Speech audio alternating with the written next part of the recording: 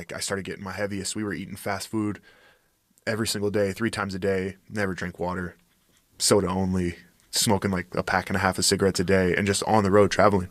And then by 19, I got up to 305 pounds, 19 years old. And I remember one night laying down to go to bed, and I just felt my heart pumping ridiculously.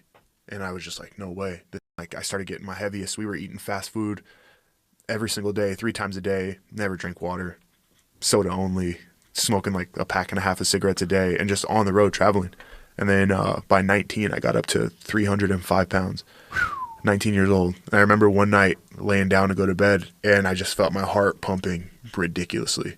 And I was just like, no way. This, like, I think I'm going to die. And like I woke up in a panic, and weird thing is I got up and I went outside for maybe like 10 minutes and I smoked another cigarette. And I was just like, this is the problem. Like I'm coughing up stuff. My heart is going to give out, and I'm only 19 years old, you know? So around that same week is when I discovered MMA with my brother, just like watching Ultimate Fighter on TV. And so I went on my last tour, and I told the guys like, hey, I'm going to go train MMA. They're like, oh, you're going to be a fighter? Like you think, you know? And I was just like, I don't know what I'm going to be, but I'm going to go train and get healthy. And they're like, okay, cool. Like, we'll see you in a couple months. You know what I mean? Like, no one really believed that I was going to go and actually train and fight. I told you guys, I've always been like this big, quiet, non-confrontational guy. So, yeah, I went and took my first class Muay Thai.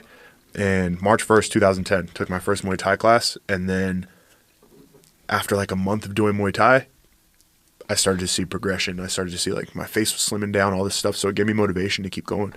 And then I remember going to a MMA event, amateur, and I saw really big heavyweight guys going at it. So I was like, I think I want to do it. I want to give it a try. And so my coach was like, okay, if you lose 100 pounds, I'll find you a fight. And I was like, 100 pounds? He's like, yeah, I'll find you a fight if you lose 100 pounds. So I just kept training. Within 11 months, lost 100 pounds, and then took my first fight. And then it's just been like, every fight has been, until now, because like now I have like more of a drive and a passion for it. But all the way up until then, everything kind of happened by coincidence, or just like, I didn't really want to fight, but I had a lot of people like, oh, you're so good, like keep doing it. And that was the first time in my life I've ever had people supporting me to like really do something that was big. And I was a new guy, and I was in shape, and I could, you know, girls are noticing me now. Like my whole life changed within a year of training MMA. Like from going to this guy that nobody even paid attention to just like, oh, hey, how's it going? Or, you know, like, oh, you're so in shape. And I was just like, oh, this is weird. It's still weird. It's only been 8 years, you know? So everything's still very new to me. My first day stepping on the mat was like, you know, 9 years ago. Dude, that's an amazing story. It's crazy. That's like a legit success story. This fight, I cut 19 pounds, and that's a lot. Usually I usually cut maybe 4 to 7 pounds. Wow. The last couple fights, I was just coasted. But when I went to Thailand, there's a lot of sugar and a lot of stuff that I was eating out there. Is that really what it was? Yeah, when I was in Bangkok for a long time, and it's just a lot of street food, a lot of fried food and stuff. And I was just there, and I'm like, I'm going to try everything. So once I got to Phuket, they actually have like health food stuff, vegan stuff. They have a lot of tourists there, so especially on the street. So the street that Tiger's on, it's all gyms. It's like 5 or 6 CrossFit gyms, maybe 10 restaurants, health food restaurants, everything. So I was able to stay on track there. So I was just back just a few weeks.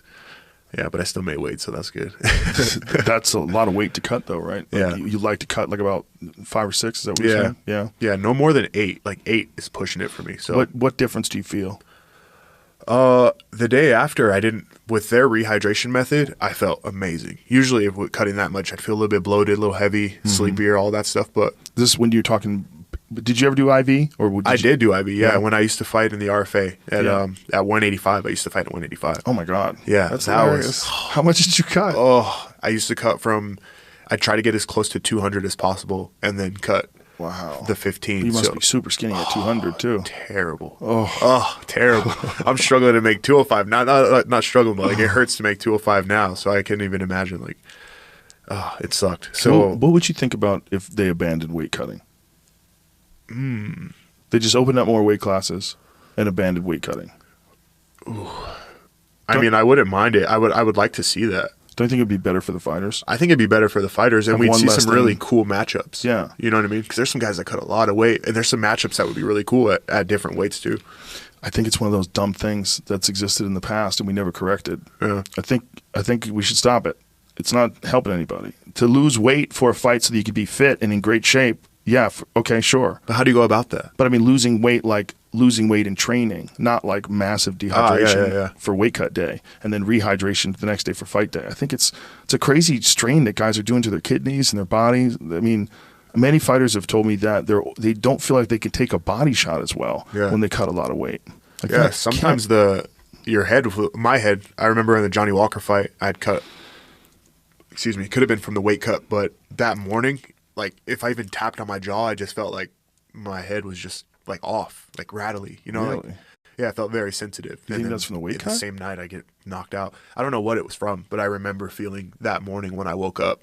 Because usually I'll shake everything off. I'll punch myself in the jaw, all that stuff just to get ready for the fight. And I remember that morning when I was like tapping myself on the jaw, my head just didn't feel right. Dude, yeah, that's not a good feeling. No, but I got it checked after. I didn't have any like concussion or anything. So. Did you have some particularly hard sparring session or something close to that?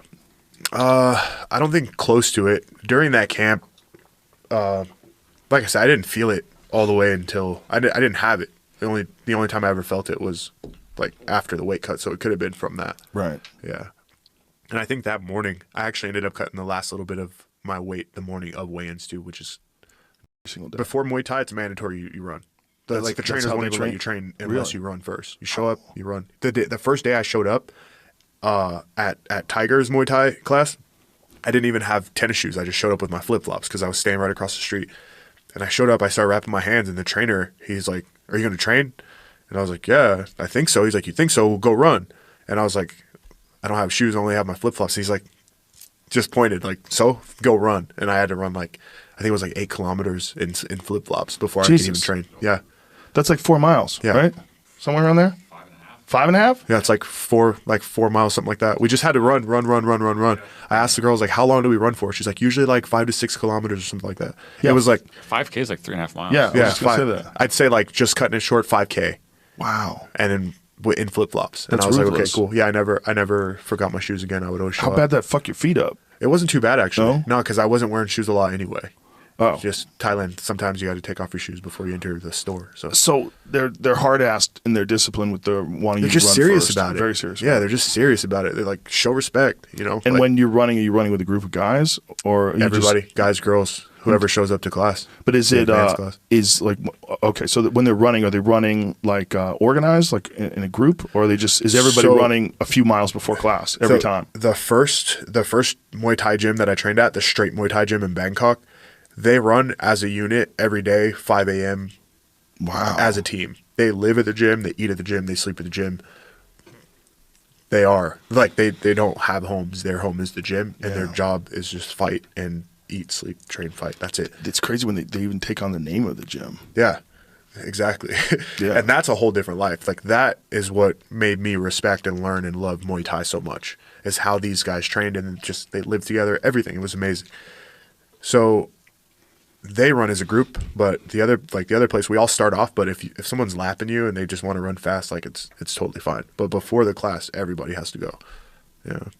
Wow, that's a smart way to do it, man. I mean, if you could really convince them to be conditioned all the time, and there's no, like you have no option. You can't be out of condition if you're going to run 5 miles every day. No, 5 miles and then hitting and kicking pads for 5 to 10 rounds a day, clinching 45 minutes a day, like clinching after every session. It's like you run, knee bag, sit-ups, all that stuff. Second session is kick the bag 3 to 5 rounds until a trainer picks you up. Like for me, I had to wait for a trainer to actually even like want to hold pads for me. If you just show up, you'll just be hitting the bag until a trainer was like, "Hey, okay, I'll hold for you." And then once you actually find a trainer that wants to work with you, then you kind of whatever their schedule is for you, they'll create it. They'll hold pads, you'll kick the bag, you'll do push-ups, you'll do sit-ups, and then clinch 30 to 45 minutes after. And it's the same thing every single day. Wow. And do you ever worry that this might be something that would be monotonous because you're doing the same way every day, or do you think we just concentrate on excellence? No, because it's also like going to the fights and there's so many different styles. So like people are doing the same thing every day, the repetition, but the styles are completely different. You know, like nobody fights like Saenchai, right? He does the same thing everybody else does, but he has his own style. Yeah. You know what I mean? Or some guys will do the same thing, but they don't even like to kick or knee. They just like to throw elbows. I know plenty of guys. They make him let it go, and he tried, even though he knew that they were going to get mad at him if he didn't let go, still didn't quite let go. Yeah. And they're like, get the fuck out of here. They kicked him out of the UFC, the first guy ever to get kicked out of the UFC for holding on to submissions. Oh, he got kicked out? Yeah. Oh, okay. Do you know who he held it against? I don't know, but I want to make sure that that's true. I think it is. That Husamar Palhares was the first guy to ever get kicked out of the UFC for. And I think the last one they got kicked out for was like any normal person wouldn't even gotten in trouble for that one. Yeah. It was like normal. It was like maybe a little bit too long, but it was on that borderline edge. But because it was him, people were like, enough. You know? Was that what it was? It wasn't in the UFC, but it was a controversial submission victory over Jake Shields at World Series of Fighting. Yeah, Jake Shields, I think. Yeah, but I think he did that too, but that was a Kimura. Yeah, that's right. But I think before that, he got kicked out of the UFC. Released in 2013. Oh, Mike Pierce had a referee intervene. Referee intervened. That's right. Heel hook. There you go. Yep. So that's what it was. Yeah. Okay. That's what it was. He was released after holding on to a heel hook of Mike Pierce in 2013. Yeah.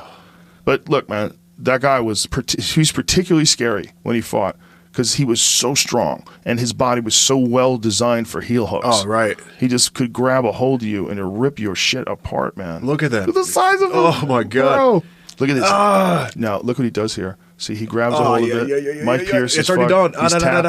He's tapping. He's still holding. But that's all in slow motion. But it looked to me like he was still ripping the knee apart, even though he knew that the guy tapped. Yeah. He had it. He knew he had it. He's just punishing that guy. You know, he makes it scarier for other people, and he's probably used to doing it. You know, he had this psychological block. They all say that he's like a really, really nice guy. Yeah. You just become that guy that nobody wants to fight. Fucking and you can't animal, man. make no money. But I think in the Jake Shields fight, there was other shit that was happening, too. I think there was eye pokes. I'm pretty sure. Just a dirty fight. What do you hear? Yeah.